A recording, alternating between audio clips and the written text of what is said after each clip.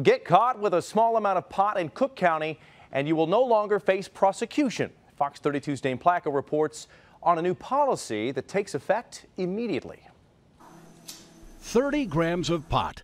If you're caught carrying less than that in Cook County, you'll no longer have to worry about going to jail.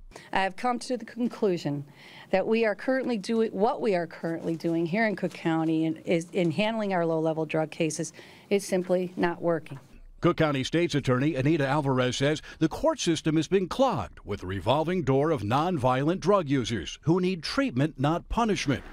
Among the sweeping reforms announced today, people with fewer than 3 arrests who are caught with less than 30 grams of marijuana will no longer face prosecution on misdemeanor charges. Those with 3 or more arrests will be sent to a drug school program and have their charges dismissed upon completion.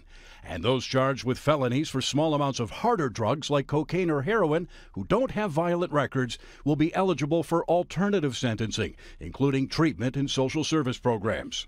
I believe that we need to take a hard look at where and how we allocate our resources, and that we put as many of those resources as possible towards fighting violent crime. Alvarez says the new rules will reduce the number of felony cases in the Cook County courts by nearly 25% and the number of misdemeanor cases by 5%.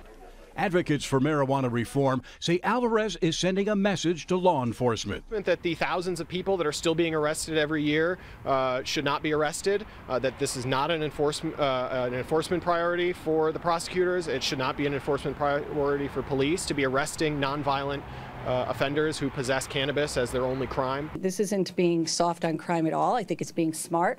And I'm not advocating for legalization or encouraging people at all to be drug users. At the same time, there's a bill working its way through the General Assembly in Springfield that would reduce penalties statewide for pot possession under a certain amount. Instead, you get a ticket, so no possibility of arrest anywhere in the state.